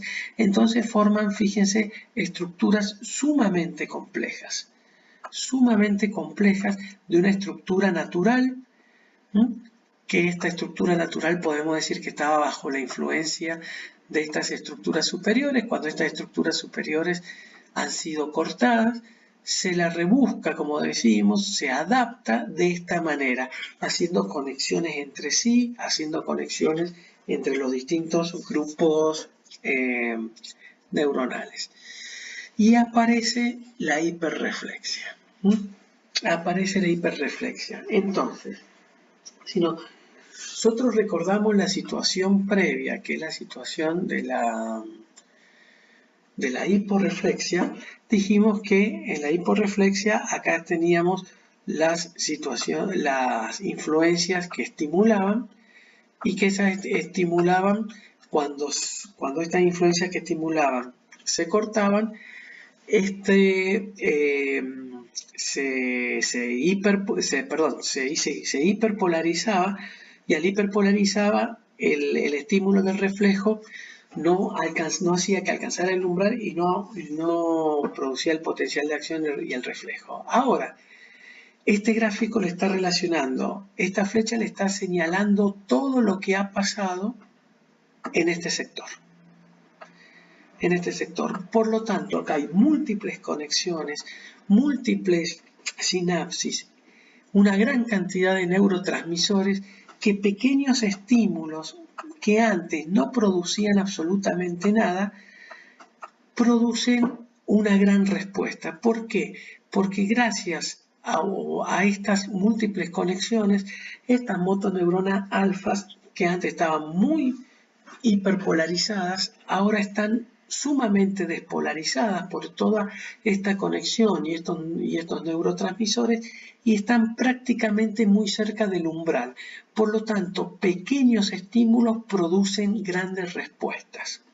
Si ustedes tienen a ese paciente que durante estaba el shock espinal, ustedes lo tocaban, lo pinchaban y no producía reflejo flexor en su pierna de retirada, por ejemplo, ahora cuando entra en el hombro espinal, pequeños estímulos con una pluma, a lo mejor en el pie, produce grandes respuestas de retirada correspondientes. ¿Y eso por qué es? Porque ese estímulo, que prácticamente es insignificante, pero produce un potencial de acción y produce una gran liberación de neurotransmisores, y hay una nueva red de conexión muy compleja, muy amplia, lo que hace que el estímulo sea muy exagerado y permanentemente del tiempo. A lo mejor lo tocan un poquito con una pluma en el pie y hace una gran retirada brusca de ese miembro inferior en forma involuntaria, no voluntaria, porque la vía piramidal está cortada, y produce un gran tiempo de respuesta. Está durante varios segundos con la pierna retirada. Antes que ni al fuego respondía, ahora responde a pequeños estímulos. Y este es el gran cambio de lo que es la hiperreflexia. Además de esto, y por la misma causa, ese estímulo adquiere, perdón, esa respuesta, ese reflejo adquiere otras características. Uno es la hiperreflexia, que dijimos que es la respuesta exagerada, tanto en magnitud como en tiempo, ante un determinado estímulo. La otra, que no ocurría en la normalidad, es lo que se llama la irradiación del estímulo. Acá tiene la irradiación del estímulo, que es por la misma causa. Ese efecto de desnervación, esta conexión de neuronas con neuronas y nuevas conexiones, este dibujo está representado lo que pasaría acá donde yo se los marco. Entonces, ¿qué ocurre? Un estímulo que viene de este lado, acá yo le puse estímulo, un estímulo que viene de este lado haría ¿qué cosa? Todas las conexiones con este lado homolateral y sería la respuesta exagerada, una respuesta acá exagerada homolateral, que era la hiperreflexia, lo que nosotros vimos. Un pequeño estímulo, un estímulo sensitivo muy débil, puede producir grandes retiradas del miembro inferior correspondiente, tanto en amplitud como en permanencia, por todos los circuitos reverberantes que hay. Pero también se ha visto que en el animal espinal o en el hombre espinal, cuando se estimula de un lado, también se produce respuesta del otro lado. Y a eso se llama irradiación del estímulo. Es decir, ¿por qué? Porque hay nuevas conexiones que antes no existían y que ahora comunican un lado con el otro. Si estimulamos el pie derecho, producíamos una retirada excesiva del miembro inferior derecho, pero vemos que también hay respuesta del miembro inferior izquierdo. Es decir, también exagerada y también una respuesta que no esperábamos y que esto se llama irradiación del estímulo. Es decir, pasa del otro lado de la médula, pasa hacia lo contralateral y eso se debe fundamentalmente a este proceso de desnervación, a estas conexiones nerviosas anómalas, que es como una respuesta, una estimulación ante la falta del control central que era que tenía en la parte previa al accidente. Entonces, este fenómeno se lo llama irradiación del estímulo. Y para completar este cuadro y llegamos a la máxima expresión de esta hiperreflexia, no solo estas conexiones se exageran en el mismo lado, como vimos en la hiperreflexia, se conectan con el otro lado, como vimos recién acá en la irradiación del estímulo, sino que también conectan con, ¿se acuerdan? En la parte dorsal, que específicamente en la parte dorsal hay estructuras del sistema nervioso simpático, del sistema nervioso autónomo, y que este sistema nervioso autónomo va a regular, acá está, miren, va a regular algunas funciones viscerales, como puede ser el corazón, puede ser pulmón, toda la parte gastrointestinal, desde estómago, duodeno, secreción pancreática, todo intestino delgado, suprarrenal, el colon y los esfínteres, y tanto los reflejos, y en la parte más inferior estaba el parasimpático. Entonces, ¿qué ocurre? Puede ocurrir que ante un pequeño estímulo que venga de este lado, supónganse que esto venga de este lado, si esto es ventral y nosotros lo estamos mirando de arriba, supónganse que esto sea el lado izquierdo del paciente, siempre el lado y por el lado izquierdo del paciente va a producir, un pequeño estímulo va a producir una hiperreflexia del lado izquierdo, una respuesta exagerada en tiempo y en intensidad. Va a producir una irradiación, que lo puse acá, que se va a irradiar hacia el otro lado, va a tener respuesta contralateral y a su vez por estas conexiones con el sistema nervioso autónomo puede tener evacuación gástrica, puede tener liberación del páncreas, puede tener contracción del intestino cuando veamos digestivo y hasta puede producirse defecación o inclusive micción. Esto a veces también sirve para entrenar porque los reflejos de defecación y los reflejos de micción están interrumpidos porque la voluntad o la sensación que nosotros tenemos está dada por la corteza y el control de los esfínteres voluntarios está dado por la corteza y aquí está cortado. Por lo tanto, la evacuación del intestino, de la vejiga, a veces se entrena de esta manera. El mismo paciente se estimula alguna parte del miembro inferior, supónganse que es el más reactivo, y cuando está establecido toda esta nueva conexión en el hombro espinal, puede producir grandes respuestas en ambos miembros inferiores y también en el sistema vegetativo. También puede haber cambios de la presión arterial porque puede producir aumento de la vasoconstricción y eso puede subir la presión arterial. Todo este cúmulo en su máxima expresión es lo que se llama el reflejo en masa. ¿Por qué se produce el reflejo en masa? Es muy sencillo. Se produce por todas estas nuevas conexiones que son nuevas conexiones, son conexiones no existentes y que lleva su tiempo hacerla y que una vez que se están estableciendo estas nuevas conexiones, conectan con grupos neuronales que antes no conectaban, como pueden ser el contralateral o como pueden ser ya con el sistema vegetativo. Entonces, ante un estímulo leve, se despierta este reflejo, especialmente el reflejo flexor, que ha cambiado su arco reflejo, ha ampliado su arco reflejo, ha tenido nuevas conexiones y que es lo que produce todas estas nuevas conexiones, produce la irradiación, produce la hiperreflexia y produce todo este reflejo en masa. Y eso es lo que es el animal espinal o el hombre espinal, es decir, del traumatismo medular, de eso que se instala en forma aguda. Lo único que se recupera y que tiene todas estas características son los reflejos, con todas estas características, la motricidad, la anestesia y no se recupera hasta el día de hoy porque no se restablece nuevamente las conexiones de esos haces, de esos axones que conectan hacia arriba y que desde arriba conectan hacia abajo. Entonces, fundamentalmente, ¿qué podemos decir de este segmento, de este primer segmento que nos hemos demorado un buen tiempo en estudiar la médula?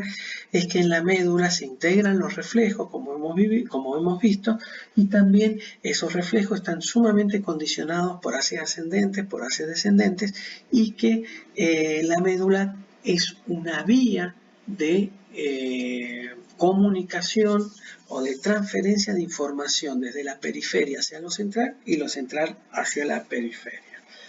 En forma más resumida, ahora solamente vamos a mencionar otras funciones, otro nivel que es el tronco cerebral.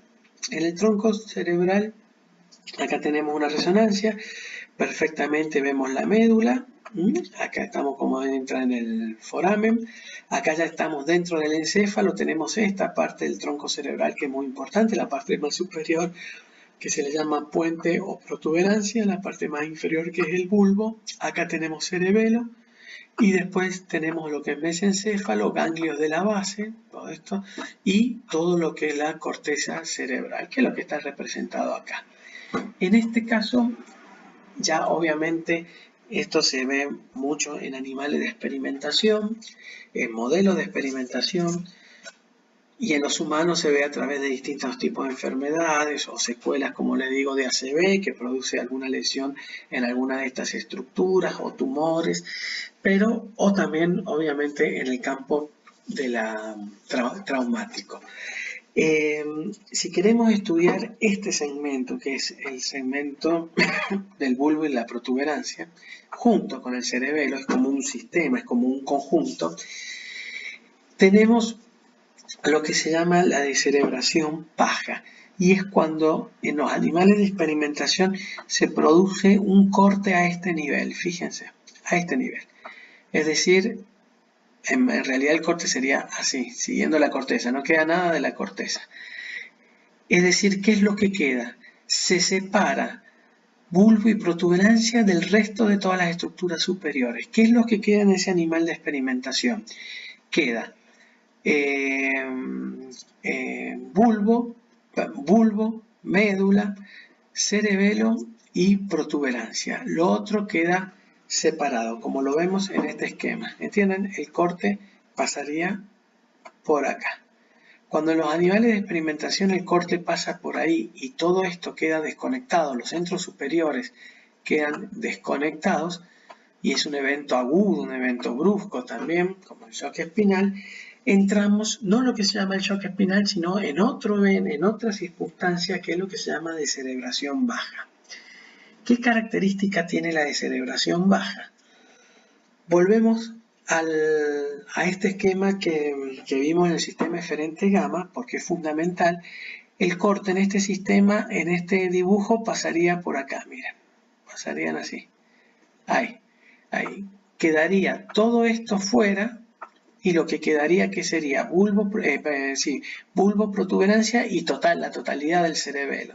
Acá, si queremos hacer bien el dibujo, quedaría ahí. Esto, a ver si...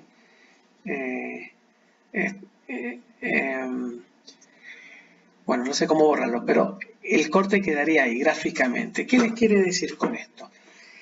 ¿Se acuerdan que la eferente gamma, la información que viene hacia la médula, era la resultante entre las fibras estimulatorias, excitatorias, que son este sector 5, que está en más, y las inhibitorias, que es el sector 4? Ahora, cuando nosotros hacemos el corte, quedan dos grandes secciones que producen inhibición desconectadas. Una muy importante, que con los ganglios de la base, y la otra una parte de la corteza. Por lo tanto, en esta vía que desciende por la médula espinal va a predominar fuertemente, ¿qué cosa? Lo positivo, fuertemente la descarga positiva. ¿Por qué?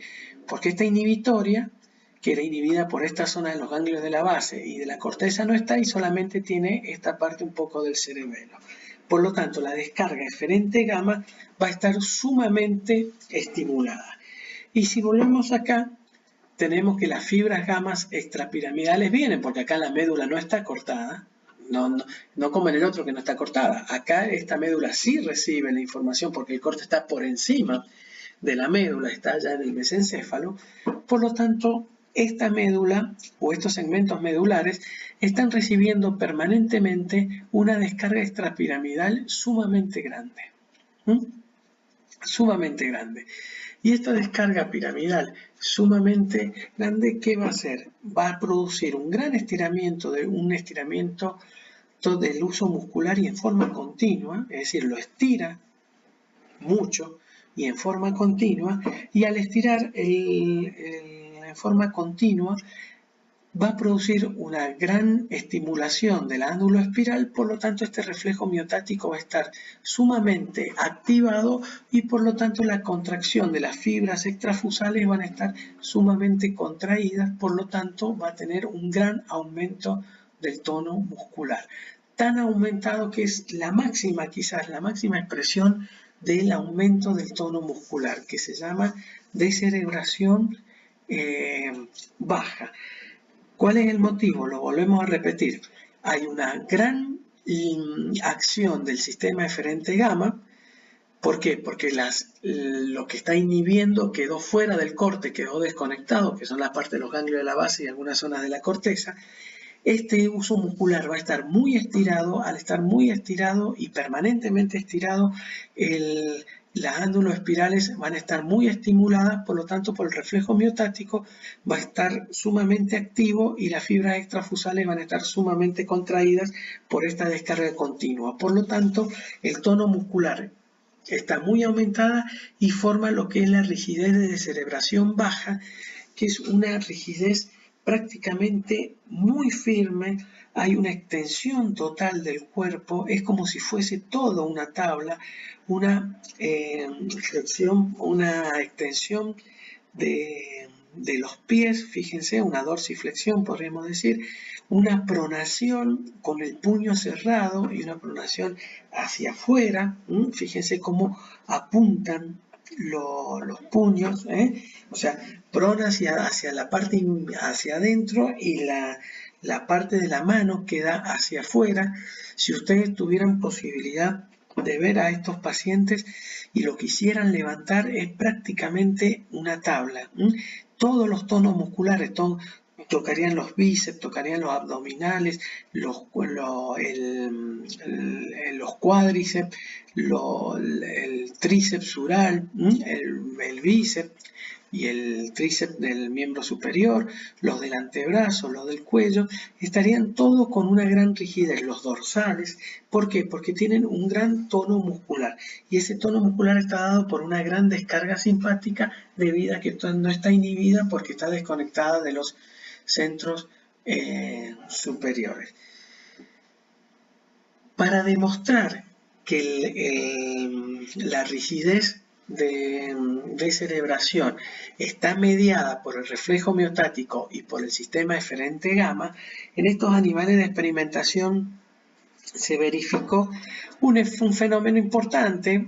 Por supuesto que este fenómeno es más bien experimental, pero que ve y grafica mucho el funcionamiento normal del reflejo miotático, que es la desaferentación. ¿Qué significa desaferentación? Significa sacar las aferencias. ¿De quién? Del reflejo miotático. Acá tenemos lo mismo. Tenemos grandes descargas de los haces extrapiramidales, el uso muscular muy estimulado, por lo tanto se produce el reflejo miotático muy activo. La desaferentación, ¿qué significa? Cortar la raíz posterior. Si en este animal de experimentación se corta la raíz posterior, ¿qué les parece a ustedes que pasaría con el tono muscular? Prácticamente ese tono muscular cae a cero, es decir, se afloja rápidamente. Y obvio, ¿por qué es? Porque las fibras eferentes gamma siguen descargando, porque esto no lo hemos tocado, el uso sigue estirado, las ánuloespirales siguen captando ese estímulo, pero ¿qué pasa? Ese potencial de acción originado en el receptor, acá en el uso muscular, no pasan hacia el centro integrador, por lo tanto esta motoneurona alfa ya no recibe la información que le venía de la aferencia, por eso se llama desaferentación, y su descarga afloja abruptamente. Por lo tanto, este tono muscular que estaba muy aumentado, cuando se produce el corte de la raíz posterior, se produce la relajación.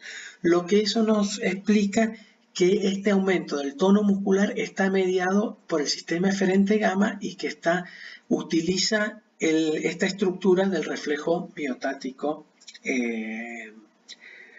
o reflejo de estiramiento, que se llama. Una de las características también que tiene esta rigidez de cerebración es que dicha rigidez varía un poco con los cambios de posición.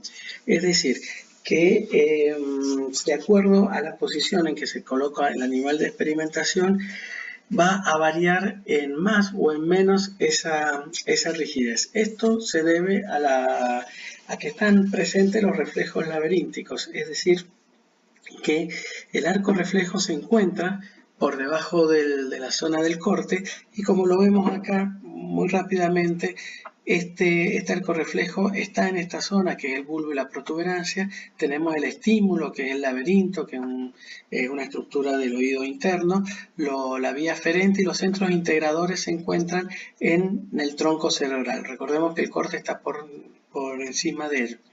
Por lo tanto, manda información, esto a través, ¿se acuerdan de esos haces extrapiramidales que dijimos? El vestíbulo espinal, el rubro espinal, especialmente el vestíbulo espinal, que viene de vestíbulo, manda la información hacia la médula y ahí interviene también en la influencia de la descarga de las motoneuronas alfa. Como acá no está interrumpido, la médula está intacta, entonces aparecen estos reflejos laberínticos. ¿Y en qué varía esto? La mayor extensión, la mayor rigidez es cuando está en posición supina, es decir, cuando el animal está de espalda, cuando se lo vuelca hacia el lado, supóngase hacia el lado izquierdo, aumenta el tono muscular de las patas homolaterales, y cuando la menor rigidez de este modelo de rigidez de cerebración baja es cuando está en posición prona o en posición boca abajo.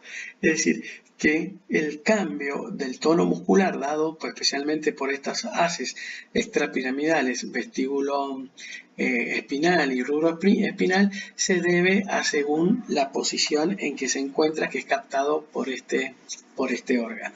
Es decir, que eso es una de las características comunes. Y después también tenemos otros reflejos, que son los reflejos tónicos del cuello, que también están presentes en estos animales de experimentación de acuerdo a cómo se mueve la cabeza o a cómo se mueve el cuello. También depende y hay variaciones en el tono muscular. Fíjense acá, dice que si la cabeza gira, los miembros de ese lado aumentan el tono, como dijimos. La flexión de la cabeza, cuando se flexiona la cabeza, disminuye el tono de las patas delanteras y lo aumenta en las traseras. Es como una postura que tiene el animal cuando está mirando sobre un hoyo, sobre una cavidad, y la extensión de la cabeza extiende las patas delanteras y flexiona las traseras. Es como cuando el animal se prepara para saltar o cuando está mirando para arriba. Son distintas actitudes que pone el tono muscular de los miembros de acuerdo a cómo está la ubicación de la cabeza. Es decir, estos reflejos se mantienen en estas estructuras, que sería el descerebrado bajo. Entonces tenemos el primer nivel, vimos médula, este descerebrado bajo. Vamos a otro nivel de superior, que es el mesencéfalo, es decir, cuando el corte pasaría por esta zona y tendría ya que quedaría parte de los ganglios de la base y quedaría el mesencéfalo, y faltaría algunas estructuras o conexiones con los centros más superiores. Entonces, en este modelo que tenemos mesencéfalo, tenemos obviamente el nivel más inferior del encéfalo, que es el tronco cerebral y cerebelo, y tenemos médula intacta. ¿Qué es lo que ocurre en esto? Si volvemos nuevamente a este esquema, vemos que el corte pasaría por esta zona, por lo tanto, con respecto al tono muscular, la rigidez de cerebración, va a haber una rigidez, pero va a ser menor. ¿Por qué? Porque la eferencia gamma, que sale por acá, que sería la resultante, tenemos positivo, obviamente positivo, pero también tenemos negativo. Tenemos inhibidores. ¿Por qué? Porque tenemos el cerebelo, tenemos esta parte que se mantiene y se le agrega, con respecto a la celebración baja, se le agrega esta zona de los ganglios de la base, que es muy inhibitoria y muy reguladora del tono muscular. Por lo tanto, la rigidez de cerebración es muy poco. Se nota solamente cuando el animal está de espalda. Vimos que con los reflejos del laberíntico la mayor expresión de la rigidez cuando el animal está de espalda. Entonces, acá que la rigidez casi es mínima, se pone un poco más en evidencia cuando está de espalda. En los animales crónicos, fíjense, en los animales donde han sido descerebrados altos, pueden incorporarse, pueden enderezarse, pueden aún caminar. Por ejemplo, las aves pueden volar. Es decir, ¿por qué? Porque lo que le queda por encima es muy rudimentario, ese grado de encefalización es muy bajo. Presenta reflejo de prensión, es decir, si ustedes se le acerca algo hacia la mano, en el caso del mono lo trata de agarrar, como en los bebés que el reflejo de prensión le agarra y lo trata de agarrar, y también los reflejos pupilares, es decir, cuando se ilumina la pupila, fíjense, se produce la contracción de la pupila, y ese reflejo es porque se integra prácticamente en toda esta zona del mesencéfalo, es decir, que tiene reflejo. Y después tenemos por último la corteza, la corteza donde está muy desarrollado en el ser humano. En los monos es el otro, con una gran diferencia todavía, es el otro animal el animal de la escala filogenética que está más desarrollada la corteza. Y después, como vimos en las diapositivas anteriores, según los grados de encefalización. Esta corteza, como van a ver después, ya casi terminando el módulo de fisiología del sistema nervioso, van a ver que están las distintas áreas de la corteza, los hemisferios, si tiene hemisferio dominante, el hemisferio no dominante. vieron que tienen ya unos lugares específicos como la sensibilidad, que es para ser sensible, para la percepción sensible tenía que ser postrolándico, era el lóbulo parietal, el área frontal o prerolándica, que es el área motora, pero de acuerdo a la corteza tienen las funciones superiores, que es lo que tanto nos distinguen del resto de la naturaleza. Estas funciones superiores que están dando en las cortezas es lo que nos da la característica o que nos distinguen a los humanos: el pensamiento, el juicio crítico, el habla, el entendimiento, la memoria, el pensamiento aritmético, el cálculo. Bueno, todas esas funciones superiores que están fundamentalmente en el lenguaje, en la interpretación, en el cálculo matemático, en lo artístico, se ve, está plasmado o estructuralmente, fundamentalmente en la corteza. Esto sí se puede ver en la práctica clínica, donde hay lesiones de la corteza, ya sea por una ACV o por una necrosis o por un infarto cerebral, y que se van muriendo o distintas áreas del cerebro y pueden aparecer algunos trastornos que pueden ser de personalidad, en su conducta, su agresividad o no, o su capacidad de entendimiento, su capacidad de reconocer palabras, como son las las agnosias, su capacidad de reconocer personas o de olvidarse o de memoria. Todo eso está de acuerdo a las zonas de las cortezas. Entonces nosotros tenemos que el descorticado es muy similar del tipo motor al descerebrado alto, es muy especialmente los animales, regula la temperatura, tienen una escasa alteración motora. Por ejemplo, los animales tienen muy poca alteración motora, como les digo, las aves hasta pueden volar. Lo más relevante es la pérdida de la reacción a experiencias pasadas. Por ejemplo, en los animales, en el perro, que está bajo a reflejo condicionado, si alguna experiencia traumática o alegre, o cuando lo sacan a pasear y se pone contento porque ya ve la correa y ya sabe que va a pasear, esas experiencias que logra esa memoria, esa emoción, tiene algo de sustento en la corteza cerebral, es lo que se va a perdiendo y difícilmente adquieren los reflejos condicionados, es decir, adquieren otro tipo de reflejos condicionados. Está más para la parte de aprendizaje.